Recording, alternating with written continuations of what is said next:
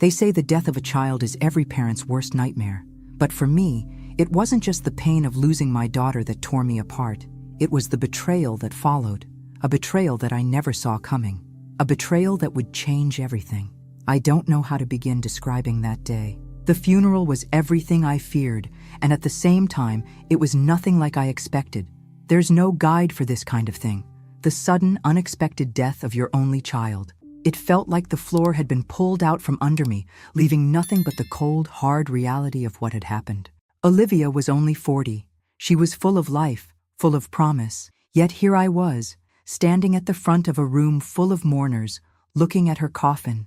There was a strange emptiness inside me, like a part of me had been ripped away, never to return. I should have been sobbing uncontrollably, but I couldn't. All I could feel was a hollowness, a void. But there was something else that made this unbearable, something that gnawed at me and made everything worse. Aaron, my son-in-law, was acting like a man who just lost a stranger, not a wife. He barely spoke. His eyes never welled with tears. He wasn't grieving. He was, for lack of a better word, indifferent. At first, I thought maybe it was just the shock of everything. Maybe he was in denial. But as the hours went by, I couldn't shake the unease that kept creeping in. He wasn't even trying to hide it. His focus seemed to be on something else entirely. His phone, his watch, anything but his wife's memory. I stood at the back of the room, watching him, trying to make sense of it. Something was wrong, and I couldn't quite place it. My heart ached for Olivia, but it also ached with confusion and dread about Aaron's behavior. He didn't even seem to care about the people who were here to mourn Olivia. He was cold. Later that evening, after most people had gone home and I was left alone in the quiet of my house, I started to go through some of Olivia's things. Letters, old photos, memories of better times, anything to make the silence less deafening. That's when I found it. A stack of bank statements, with withdrawal receipts marked in red ink. The number that jumped out at me was $300,000, withdrawn from the account I shared with Olivia. I couldn't breathe for a moment. My chest tightened as I reread the figures, trying to make sense of them. That wasn't just a transfer. That was a robbery. And worse still, it had been done in Olivia's name, using her identity to access funds she hadn't authorized. I felt something I couldn't explain. Was it anger? Betrayal? Fear? A mixture of everything. Aaron had taken money from her account just hours after her death, just as we were burying her, and he didn't even have the decency to be discreet about it. I didn't know what to do next. I didn't have any proof beyond the paper in my hand, but it felt like a heavy weight in my chest. That night, as I sat at the kitchen table, trying to make sense of the shock, the phone rang. The voice on the other end was unfamiliar, yet urgent. "You need to be careful with Aaron," the voice said. "He's not being honest with you. He's hiding something, and it's bigger than you think." The line went dead. I sat there for a long time, the phone still pressed to my ear. Whoever had called didn't leave a name, and there was no way to trace the call. But I couldn't shake the feeling that this was the beginning of something much darker than I could have ever imagined. What was Aaron hiding? What had he done? I had no answers, only more questions, and as much as I tried to push them aside, the truth was starting to seep through. There was something deeply wrong with the way Aaron had been acting, and I couldn't ignore it anymore. But I didn't know where to start. I had no idea how to begin unraveling this tangled web, especially not with the grief still heavy in my heart. But I knew one thing for sure. There was more to Olivia's death than just an accident, and if Aaron had anything to do with it, I would make sure he paid for what he'd done. The days after Olivia's funeral blurred together in a haze of grief, but something about Aaron's behavior made it impossible for me to focus on anything else. Every time I tried to bring up her financial affairs, or even the simplest details about the insurance policy, he would dodge the subject with a cold, practiced indifference. His words were polite, but there was no warmth in them. It was as if Olivia had never been real to him. He wasn't grieving. He was just going through the motions. I tried to shake it off at first. Grief does strange things to people, and maybe Aaron was just trying to cope in his own way. But I couldn't escape the nagging feeling that something wasn't right. My mind kept drifting back to the $300,000 he had taken from our joint account, money that should have been for Olivia's future, for our family. It felt like a betrayal of the highest order, and the way he acted, avoiding the conversation, made me more certain by the day that he was hiding something. That's when I decided to visit Olivia's house. I had to do it, even though I knew it would break me all over again. The house was empty now. Her laughter, her warmth, all gone. The silence was suffocating. I walked through the rooms, my eyes catching on familiar things. Her favorite books stacked on the coffee table, the old photo albums on the shelf, the soft, worn couch where she used to sit. It all felt like a cruel reminder that she wasn't coming back. In Olivia's bedroom, I began going through her things, trying to hold on to something, anything, that might bring her back. And then, in the back of her closet, I found it. A shoebox, old and dusty, tucked away beneath a pile of forgotten clothes. Inside were several letters, handwritten letters to me. As I read through them, my heart sank. Olivia had written about the frustration she felt in her marriage, the ways Aaron had become controlling, distant, and cold over the years. She mentioned how he pressured her to sign documents she didn't fully understand, how he had isolated her from friends and family, convincing her that she couldn't live without him. These were things I had never known. I had always trusted Aaron, always thought of him as part of the family, but reading her words now made me question everything. In one letter, Olivia had written, "I feel trapped, like I'm losing myself. Aaron is changing. I'm not sure I can keep pretending everything is fine." The realization hit me like a physical blow. I had seen signs of their strain, Olivia's tired eyes, the way she avoided certain topics when she came to visit, but I had always brushed them aside. She seemed happy enough on the surface. How could I have missed the depth of her unhappiness? But now, looking at these letters, I began to understand. She had been suffering, and I had no idea how bad it had really gotten. The grief that had already felt unbearable grew even sharper, but alongside it, a new, gnawing feeling began to take root. Suspicion. I wasn't sure what had happened to Olivia, but I began to feel that her death wasn't as simple as an accident. The pieces weren't fitting together. I had to know more. The more I thought about it, the more I realized that I didn't even know where to start. What did I need to uncover? What was Aaron hiding? The insurance policy, the bank records, or something deeper, darker that only he knew? I pulled out the financial records I had been gathering and started scribbling notes, making connections between Olivia's last months and the strange withdrawals. Something felt off. Too many accounts had been changed, too many decisions made too quickly. And there was Aaron, always hovering just out of reach, offering nothing but excuses when I tried to get answers. I kept telling myself to be patient, to wait for more information. But I couldn't. I needed answers now. My daughter was dead, and Aaron had already taken enough from her. I couldn't sit back and let him take more. With trembling hands, I wrote down the names of the banks Olivia used. I wrote down the dates of the withdrawals I'd found and the name of the life insurance company that listed Aaron as the sole beneficiary. As each new detail surfaced, my anger built. I couldn't keep quiet. I couldn't let Aaron get away with this. But where would I find the evidence I needed? How would I expose him without putting myself in danger? The questions ran through my mind, louder and more insistent. I felt more determined than ever before. There was something here, something Aaron had hidden, and I was going to find it, no matter what it took. I couldn't trust anyone but myself to get to the truth. I had to dig deeper, and I had to do it alone. Aaron had already proven that he could lie, manipulate, and steal. Now, it was my turn. And as I walked away from Olivia's house, a sense of urgency washed over me. I knew this wouldn't be easy, but I was ready. I couldn't ignore the gnawing suspicion that had taken root inside me. Every time I closed my eyes, I saw Olivia's lifeless body, the way her hands were stiff in that final photo of her, taken not long before the accident. She hadn't been herself lately, but what if that wasn't all? What if Aaron had something to do with it? I had to know more. The accident site was about an hour's drive from my house. I drove there alone, determined to understand what really happened. As I pulled up to the stretch of highway where Olivia's car had gone off the road, a strange feeling washed over me. The place felt empty, desolate, a few tire marks in the dirt, and the faded outlines of where the car had once been. I met with a couple of old officers who had been at the scene that night. One of them, an older man with graying hair, seemed particularly open to speaking with me. I explained my concerns, how the car didn't seem to have been in motion when it crashed. He listened carefully, and then nodded slowly. "You're not wrong, Diane," he said, his voice low. "The way the car was positioned wasn't typical. Most accidents leave the car at an angle, having spun or slid from the impact. But Olivia's car, it was practically parked in the ditch. It looked like it had come to a stop, but then, that's when the collision happened. That's when a chilling thought crept into my mind. What if she didn't crash at all?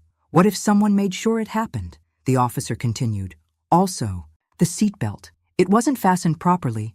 The latch was open, but the strap wasn't fully pulled across her chest. I felt a lump form in my throat. Olivia had always been so careful, so meticulous. She wouldn't have neglected something like that, not when her life depended on it. "Do you think the accident was staged?" I asked, my voice shaking. The officer looked uncomfortable, but nodded. "I can't say for sure, but something doesn't add up. That's why they'll go back over the evidence. Just don't go jumping to conclusions." I thanked him, feeling both a sense of dread and a twisted relief. Maybe I wasn't imagining things after all. There was something strange about Olivia's death, and I needed to find out what. As I drove back home, I couldn't stop replaying the officer's words in my mind. The car wasn't in motion. The seatbelt wasn't fastened. It didn't seem like an accident anymore.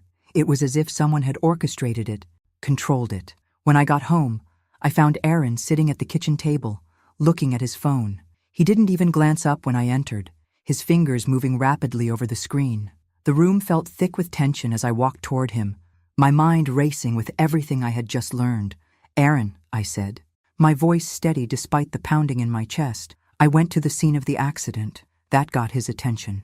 He froze, his fingers stopping mid-swipe. "What do you mean, you went to the scene?" His voice was casual, but I saw a flicker of unease in his eyes. "I spoke to some of the officers. There's something strange about how the crash happened." Aaron's gaze flickered. For a second, I thought I saw fear cross his face, but then it was gone, replaced by that familiar, practiced calm.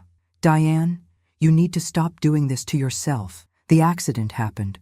Olivia's gone. We need to move forward." He didn't answer my question. He was deflecting, avoiding. I could feel the tension tightening in my chest, the doubt growing inside me.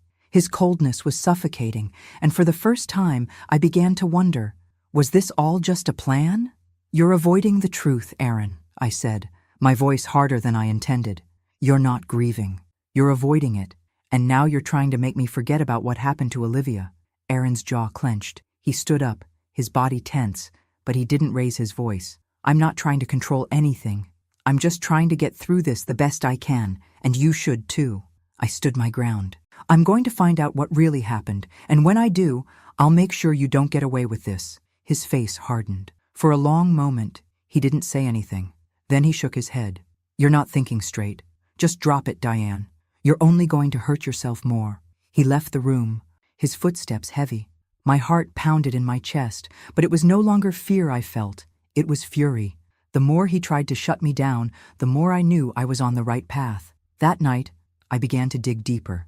I pulled out Olivia's bank records, looking for anything out of place. And there it was, transaction after transaction, ones that weren't made by her. There were large sums of money transferred to an account under Aaron's name, payments to a mysterious vendor I didn't recognize. And then there were the loans, the ones that Olivia had never mentioned to me. Every single thing pointed to one conclusion. Aaron had been hiding something, and I was just beginning to scratch the surface. I felt the urgency again, the need to uncover the truth. I had to figure out what was really happening here before Aaron closed in on me, silencing me the way he had silenced Olivia. I made a note of the transactions, marking down everything I didn't understand, and then my eyes fell on the insurance policy. I hadn't looked at it yet, but now it seemed crucial. Aaron was listed as the sole beneficiary, but what if it wasn't just the money he wanted? What if he'd wanted something more from Olivia? My suspicions were beginning to coalesce into something darker, but there was still so much I didn't know. I had to dig deeper. I had to find every piece of the puzzle. I just couldn't let Aaron get away with it. The weight of everything was starting to feel unbearable. The truth was out there. I could feel it, but it was slipping through my fingers with every passing day. I needed something concrete, something I could hold on to. I called a lawyer, someone who could help me navigate this mess. I needed guidance, someone who could put the pieces together for me. After reviewing the financial records and discussing everything I had uncovered, the lawyer's face turned serious. "Diane," he said, his voice low and measured, "I think you have a case. You're right to be suspicious of Aaron. But if you're going to confront him, we need to be prepared. He recommended we approach Aaron carefully, but it was clear from his expression that he thought Aaron's actions were no accident. That realization hit me hard.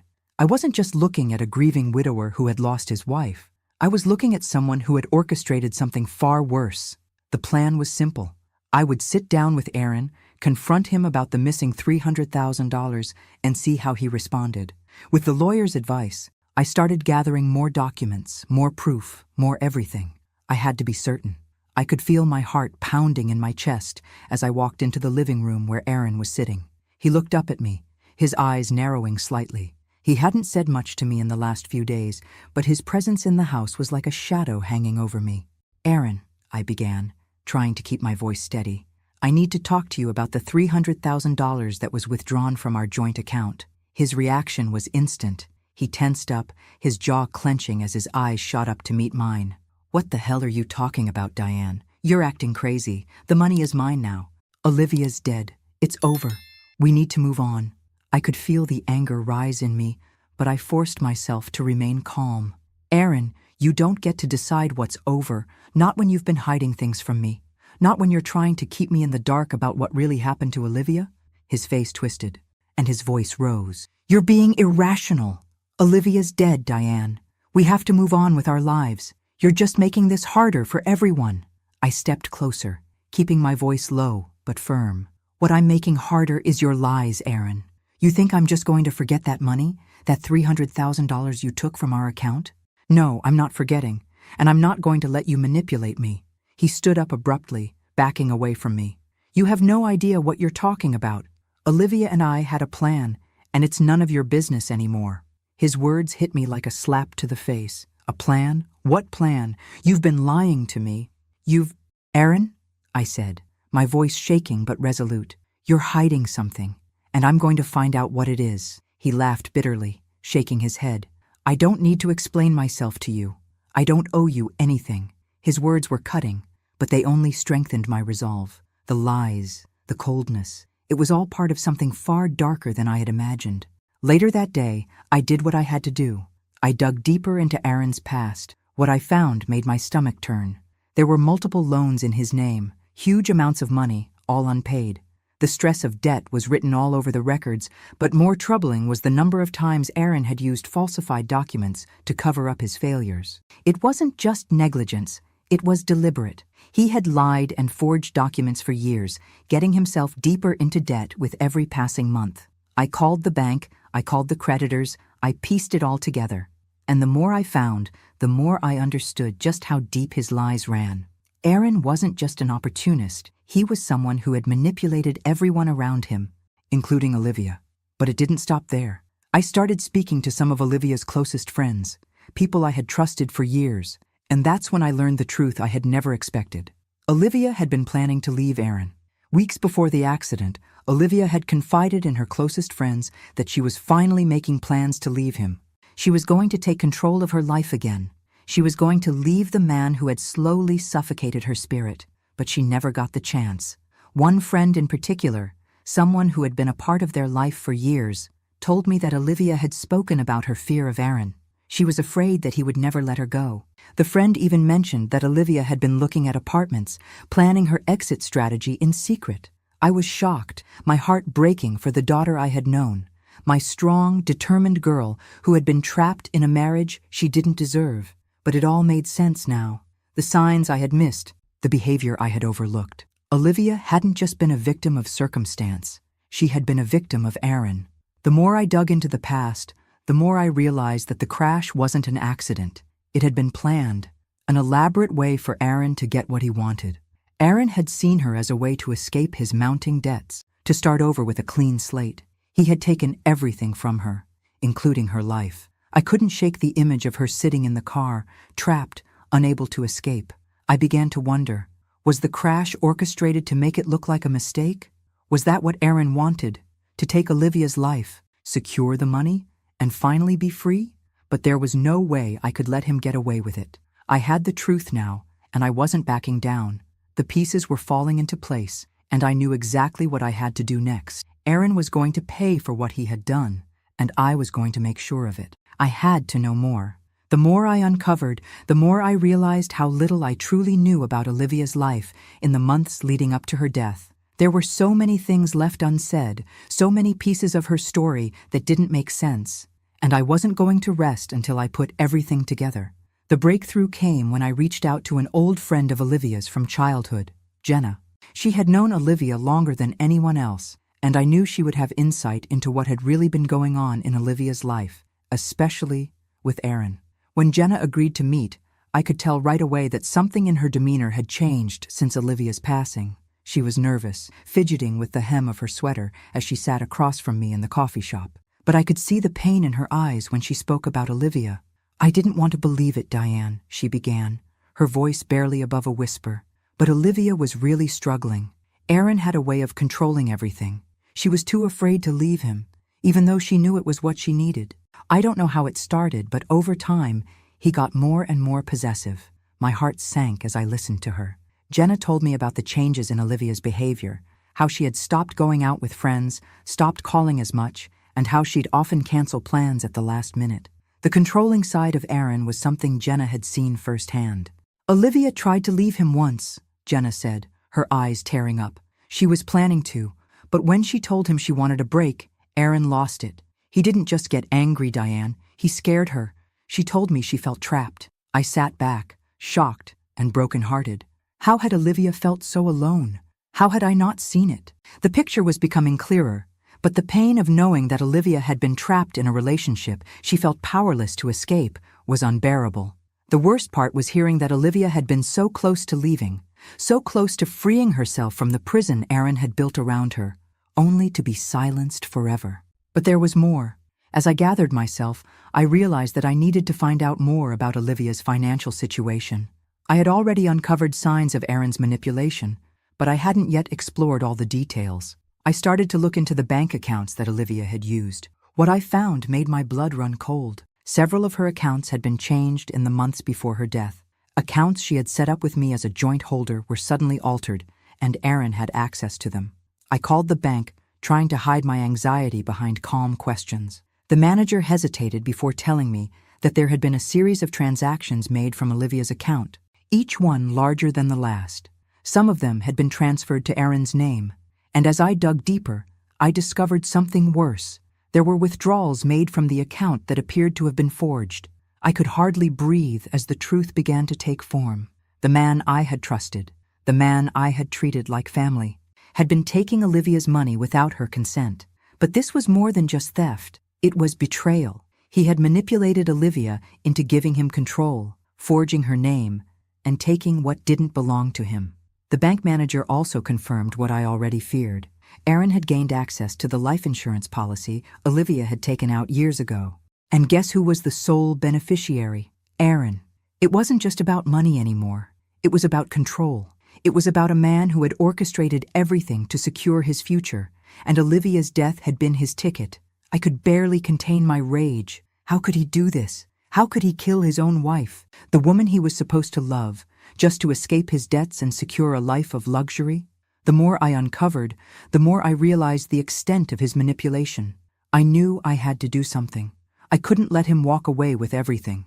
My heart broke as I thought of Olivia, how she had trusted him, how she had loved him, and yet he had taken everything from her, including her life. I had to find a way to expose him, to make sure he paid for what he had done. As I sat there, staring at the paperwork, a sense of urgency consumed me. The pieces were all there, scattered in front of me, but they needed to be put together. And I needed to do it before Aaron could destroy any more of Olivia's legacy. I wasn't going to rest until I uncovered every last secret Aaron had buried.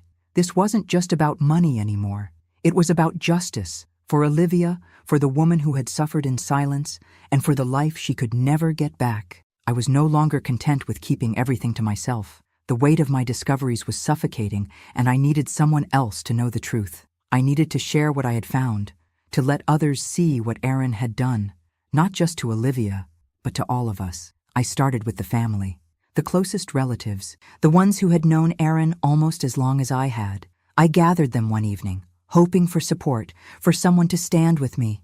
I tried to explain everything, the missing money, the forged documents, the life insurance policy, but their reactions were not what I expected. Some of them, particularly Aaron's side of the family, dismissed it. "You're exaggerating, Diane.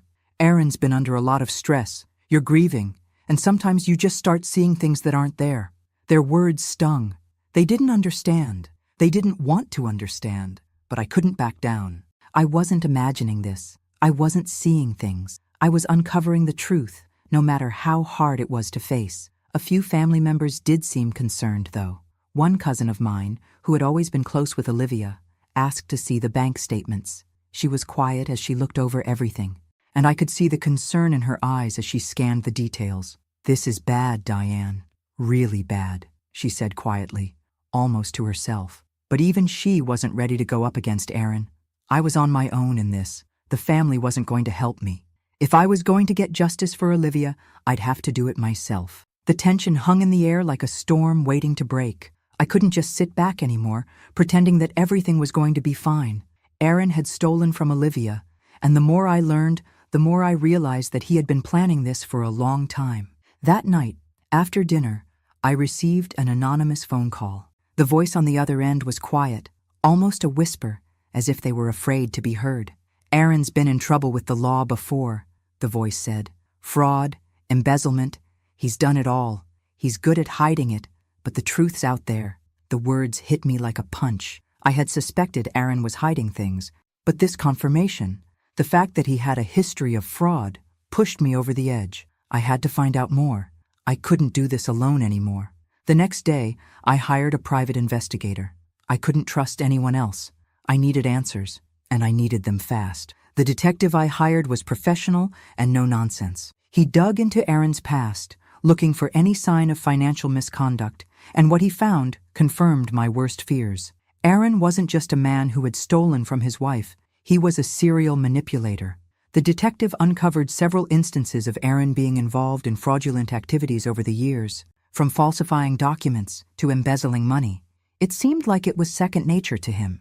The more I learned, the more I realized that his entire life had been one big lie.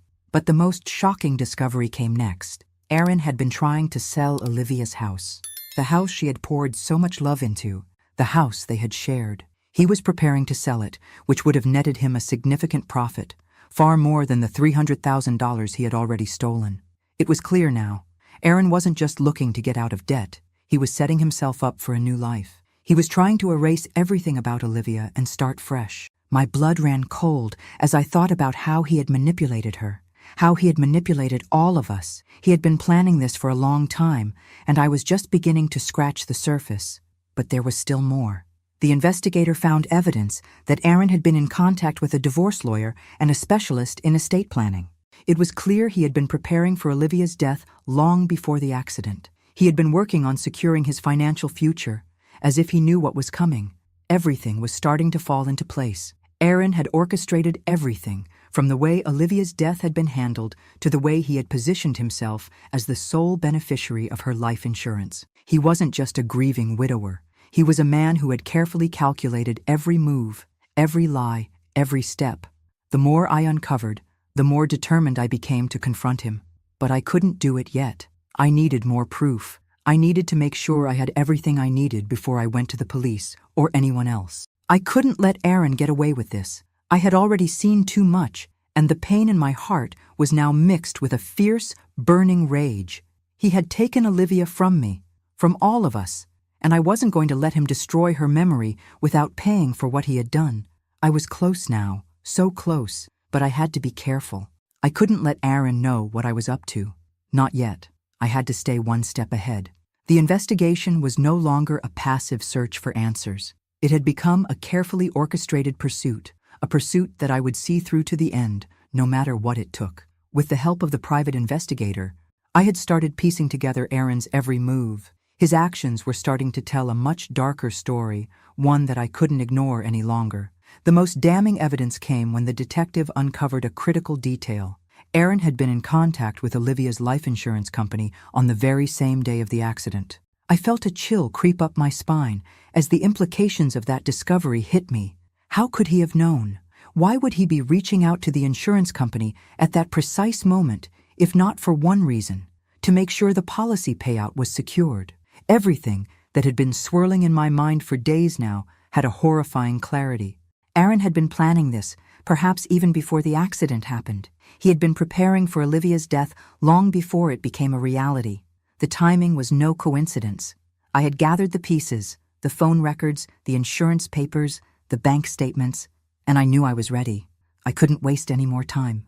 Aaron needed to know that I wasn't going to let him destroy Olivia's legacy without facing the consequences. I arranged a meeting with him, one that I had been planning for days. The tension in the air was thick the moment I stepped into the room. He was sitting at the kitchen table just as he always did, eyes glued to his phone, pretending to be unaware of what was coming. But I was no longer intimidated by him. I had seen the cracks in his facade, and now it was time to expose them. "Aaron," I began, my voice unwavering, "we need to talk about the insurance policy and the money you took from Olivia." His eyes flicked up, and I saw the immediate shift in his demeanor. The calm, collected Aaron that I had always known was starting to crack. "What are you talking about?" he replied, his voice tight. He was trying to act surprised, but I could see the tension in his jaw. He knew exactly what I was talking about. "I'm talking about the fact that you contacted the insurance company on the same day Olivia died. I'm talking about the $300,000 you withdrew from her account. And I'm talking about the years of lies you've been living." He leaned back in his chair, crossing his arms over his chest, trying to mask the growing panic behind a cold exterior. "Diane, you're overreacting. Olivia is gone, and this isn't helping anyone. We should be grieving, not dredging up all this nonsense." His calm voice, the way he tried to dismiss everything, only made me more certain of what I was dealing with. He thought he could control me, that I'd just back down. But he was wrong. "You don't get to tell me how to grieve, Aaron," I snapped, my frustration boiling over. "What I won't do is sit here and pretend that I don't know what's going on. You've been lying to me, lying to everyone. You're not some grieving husband. You're a thief and a murderer." He stiffened, the coldness in his eyes now replaced with something else, fear. His composure was faltering. "Diane," he said, his voice growing more strained, "this isn't the way to handle this. You're making everything worse. You're tearing this family apart." But I wasn't buying it. Not anymore. I had the proof, the documents, everything I needed to tear apart his lies, and I wasn't going to let him manipulate me any longer. "You don't get to make me feel guilty, Aaron," I said, my voice steady despite the fury inside me. "You don't get to make me doubt what I know is true. I'm not the one who destroyed this family. You did, and I'm going to make sure you pay for it." For a moment, he said nothing. He just stared at me, his breathing shallow, the mask slipping. The man I had once trusted was gone, and in his place stood a man who was scared, desperate, and cornered. Finally, he stood up, his chair scraping loudly against the floor. "You're making a huge mistake. You don't know what you're doing, Diane." I stood my ground, not letting his words sway me. "You've already made enough mistakes, Aaron, and now it's time for you to pay for them." I could see the anger in his eyes, but he didn't argue further. He turned and walked out of the room, leaving me standing there, my heart pounding. I had confronted him, I had spoken the truth, and now I could feel the weight of what was to come. But just as I thought the meeting was over, I received a message on my phone. It was from Aaron. "You'll regret this, Diane. You have no idea what you're messing with. Stay out of it or you'll pay the price." The threat was clear, the meaning unmistakable. But instead of fear, a fire ignited in me. Aaron thought he could intimidate me into silence. But if anything, this message only fueled my determination. He wasn't just going to walk away from this. He wasn't going to make me cower in fear. I was going to make sure he paid for what he did.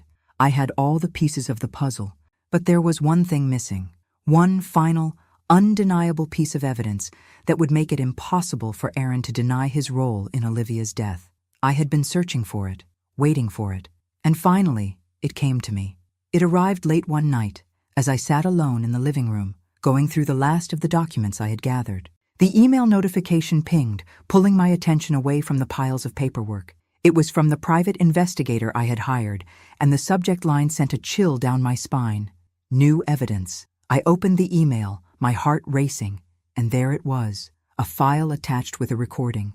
The moment I clicked play, I knew I had what I needed.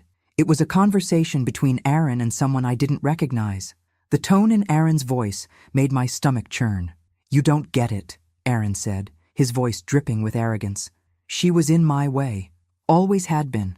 The money, the life insurance. It was all there. I just had to push her to the edge. She was weak, you know? Always trying to hold everything together, but she didn't realize I was the one holding the strings the whole time. I could barely breathe as I listened to the rest of the conversation. Aaron's words were cold, calculated, and callous. He went on to brag about how he had manipulated Olivia's emotions, how he had controlled her every move. And then, in chilling detail, he discussed how he'd planned her death, how he'd made sure the accident looked like an unavoidable tragedy, when, in reality, it was the result of months of manipulation and deceit. I felt my hands tremble as the truth washed over me. This was it. This was the moment I had been waiting for. For the first time in days, I felt something that wasn't anger or confusion, satisfaction. I had the proof. It was undeniable, and it would destroy him. But before I could even take a breath, I heard a knock at the door. I opened it to find Aaron standing there, looking as calm and collected as ever. His eyes darkened when he saw the look on my face. "I think we need to talk, Diane," he said, his voice smooth, but the tension in his body was unmistakable. "What do you want, Aaron?" I asked, keeping my voice steady despite the whirlwind of emotions inside me. He stepped into the room without waiting for an invitation, his eyes scanning the space as if he were deciding how to approach this confrontation. "I think we can come to an agreement. You've uncovered a lot of things, Diane. Things that, if exposed, could hurt both of us." I could feel the weight of his words, but I stood firm. "You can't manipulate me anymore." He gave a small, condescending smile. "I'm not trying to manipulate you, Diane. I'm offering you something." He reached into his pocket and pulled out a checkbook. "I'll make it worth your while. Enough money to forget all of this. Enough money to never have to deal with any of this again. Just think about it, Diane. It's a lot of money, and it can be yours." I stared at him, the disgust rising in my chest. He was offering me money. Money he had taken from Olivia's life. Money that was never his to begin with, just to silence me. "You think money can buy me, Aaron?" I asked, my voice low and dangerous. "You think I'd just let you pay me off? You think you can make me forget what you've done to Olivia? You're wrong." His expression faltered for a moment, and the veneer of calmness cracked. "You don't understand, Diane. This will ruin us both. You're making a mistake." I could feel the rage inside me building. "No, Aaron. You made the mistake when you thought you could get away with this. You've already ruined yourself." I didn't need to hear any more. I already knew everything I needed to know. He was trying to buy me off, but I wasn't going to let him manipulate me any longer. This wasn't about money anymore. This was about justice for Olivia. I turned away from him, my mind racing. It was time to take the next step. It was time to bring this to the people who needed to know. I couldn't do this alone anymore.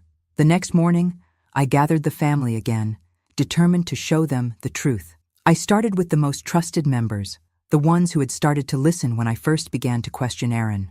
But when I played the recording for them, things didn't go as I had hoped. Some of them were in shock, others in disbelief. But the most shocking reaction came from Aaron's family. They didn't want to believe it. Some of them defended him, suggesting that maybe it was taken out of context, that maybe there was an explanation. "You're just angry and grieving, Diane," one of them said, shaking his head. "You're seeing things that aren't there. You need to calm down."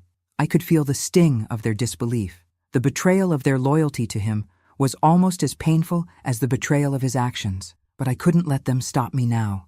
I stood my ground. "This is the truth. This is what he's done, and you need to face it. Aaron killed Olivia, and I won't let him get away with it. Not now, not ever." The room fell silent, and I could see the cracks starting to form in their loyalty to Aaron. Some of them were starting to doubt him, but there was still more work to be done. I couldn't let Aaron get comfortable. He thought he could manipulate me into silence with money and lies, but he had no idea who he was really dealing with. I had the proof. I had the family's attention. And now, it was time to finish this once and for all. I could feel the shift in the air the moment Aaron realized he was losing control. He had always been the one pulling the strings, manipulating everyone around him. But now, with the evidence out in the open and the walls closing in, he was desperate. Desperate in a way I hadn't seen before. The first sign came when he showed up at my door one evening, his face twisted in anger. The calm, collected Aaron I had known was gone, replaced by someone frantic, someone who knew he had been cornered. "You have no idea what you're doing, Diane," he yelled, his voice trembling with fury. "You think you're some sort of hero? You're nothing. You're just a grieving mother who's too blinded by anger to see what's really going on. You're going to regret this." His words stung, but they didn't have the power to intimidate me anymore. He was losing his grip, and I was starting to enjoy watching it happen. "I don't care what you think, Aaron. This ends now," I said, my voice steady. His eyes narrowed as he took a step closer, his breath hot on my face. "You think you've won? You haven't even begun to understand the mess you're in. You'll regret turning your back on me. You'll regret everything." I stood tall, refusing to back down. "It's too late for threats, Aaron. Your lies are exposed. It's over." I could see him falter for a split second, his fear slipping through the cracks of his arrogance, but he quickly masked it with anger again, his eyes wild. "You think the family will stand by you? You think anyone's going to believe you over me? You're just one woman against all of them." His words were meant to weaken me, but they only made me stronger. I had already seen through his manipulations. I had already witnessed the cracks in the facade. Aaron's power over everyone had always been rooted in fear, and now that fear was gone. I didn't flinch. "I don't care what your family thinks, Aaron. I'm not backing down. You can't control me anymore." With that, he stormed off, slamming the door behind him. But even as he left, I knew I had won this round. The strength of my resolve was growing, and with every word he spoke, I felt the power shift into my hands. In the following days, Aaron's behavior became more erratic. He started avoiding people, withdrawing into himself. He was no longer the confident man who had once manipulated his way through life. Now he was desperate, trying to find a way out, but there was no escape. The web he had so carefully woven was starting to unravel, and no amount of manipulation would save him now.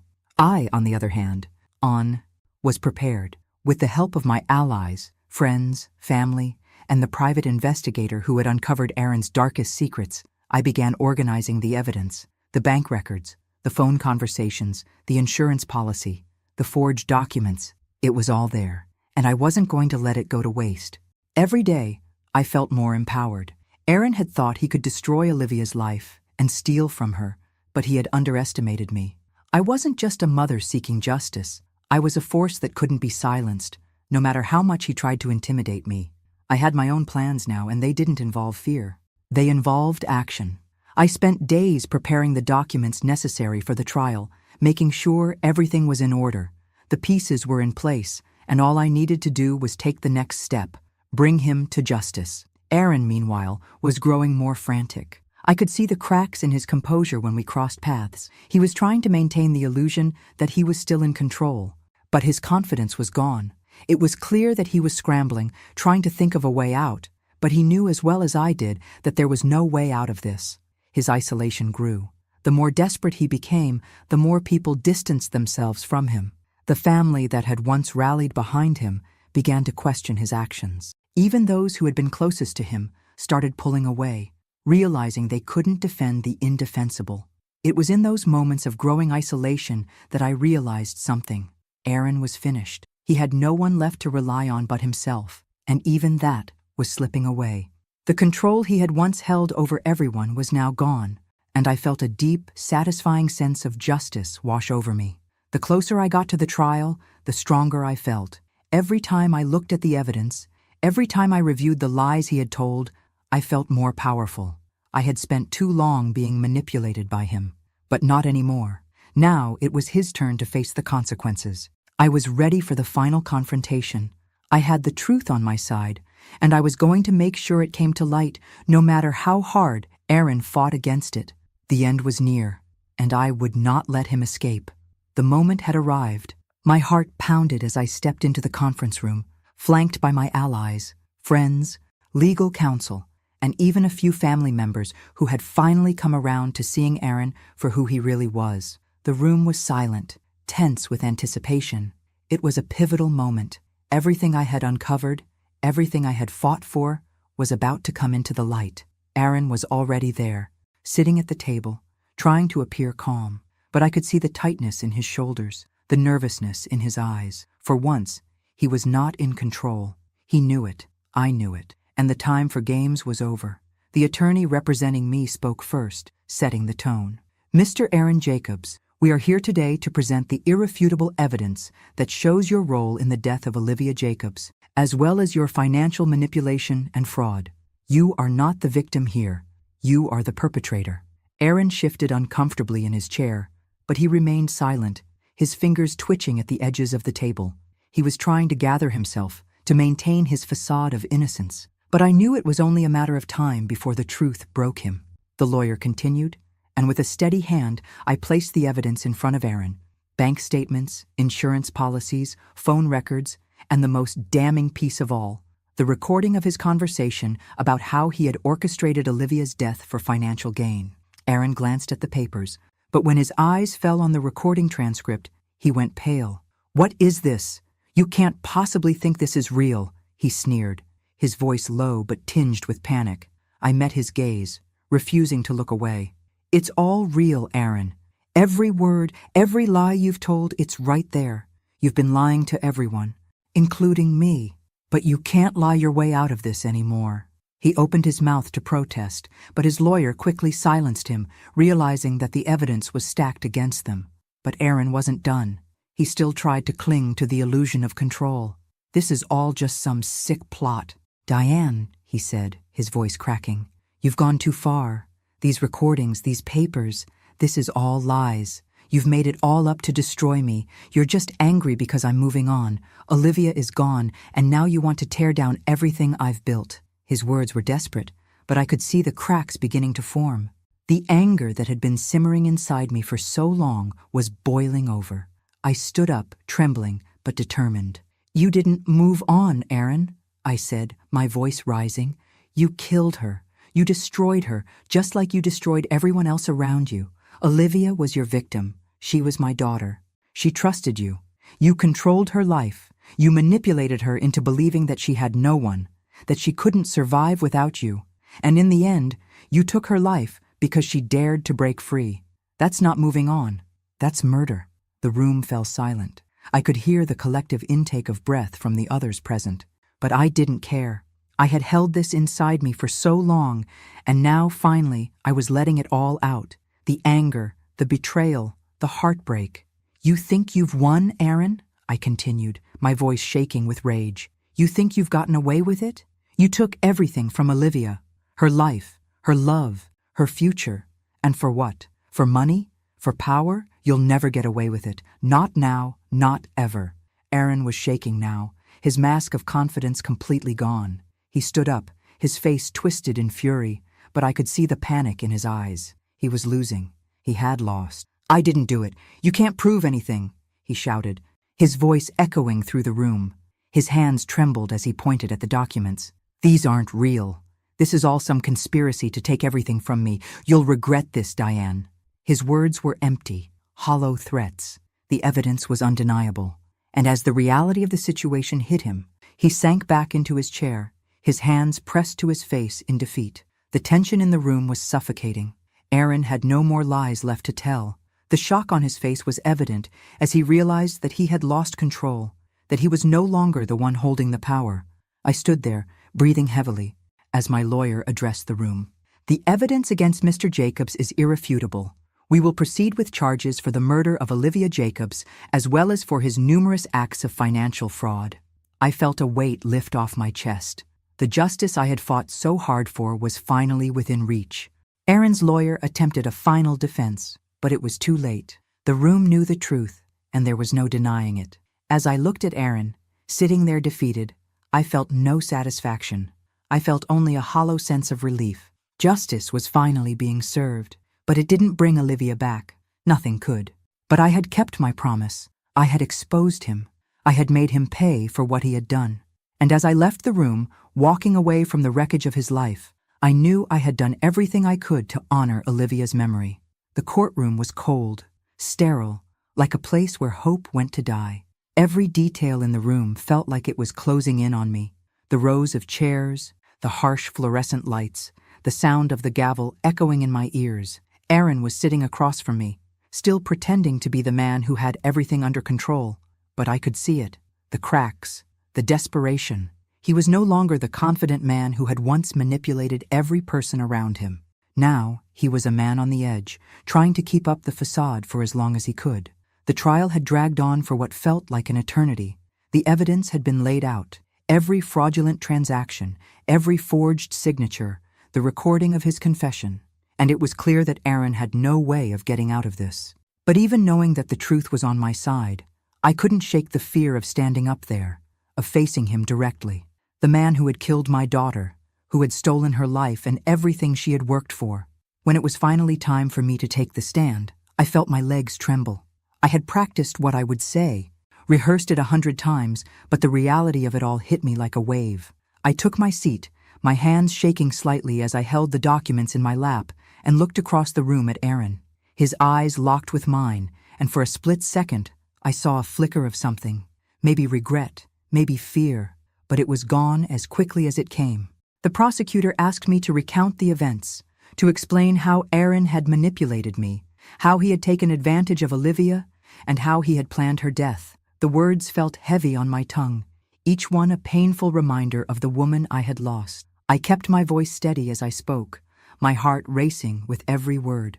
I trusted him, I said, my voice breaking. He was my son-in-law, and I loved him like a son. But what he did to Olivia, it's beyond anything I could have ever imagined. He didn't just take money from her. He took her life. He took everything. Aaron's defense attorney tried to discredit me, to paint me as an angry, grieving mother who was seeking vengeance. He accused me of fabricating everything, of twisting the truth to punish a man who had already suffered enough. He's not guilty of murder, the defense argued.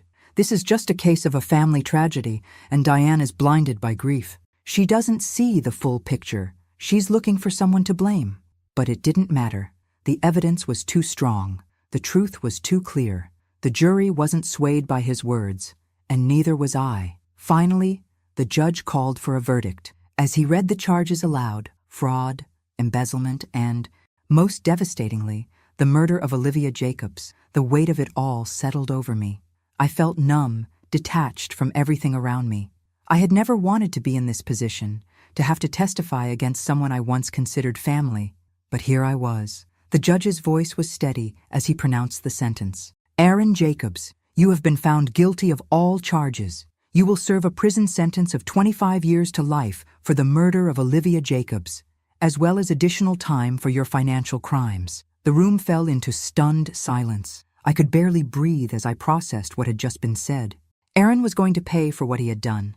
The justice I had fought so hard for was finally here. But when I looked at Aaron, sitting there, his face pale and stricken with disbelief, I didn't feel satisfaction.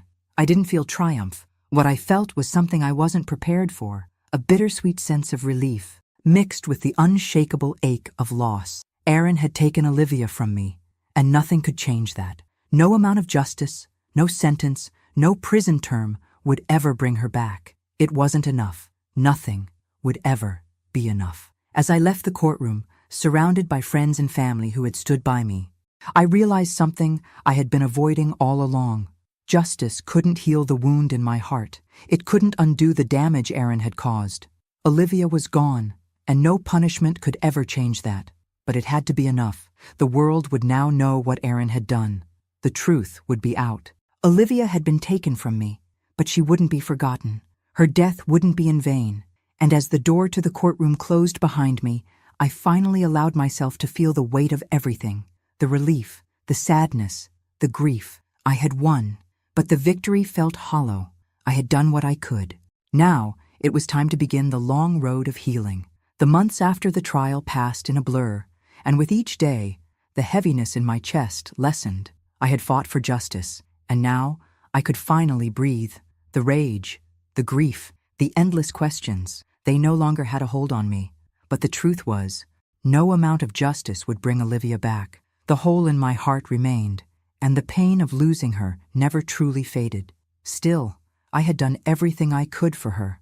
I visited her grave, the place where I had left so many pieces of myself. Standing there, I said my final goodbye, not in anger, not in regret, but in acceptance. I let go of the bitterness and the guilt that had consumed me for so long. For the first time in a long while, I felt at peace. I had found closure. It wasn't the end of the journey. It was a new beginning. I was stronger now, wiser, and more determined to live the life Olivia would have wanted for me. Justice had been served, and the truth had been revealed. That was enough, and with that, I walked away from the past, finally free to move forward. Thanks for listening. Don't forget to subscribe and feel free to share your story in the comments. Your voice matters.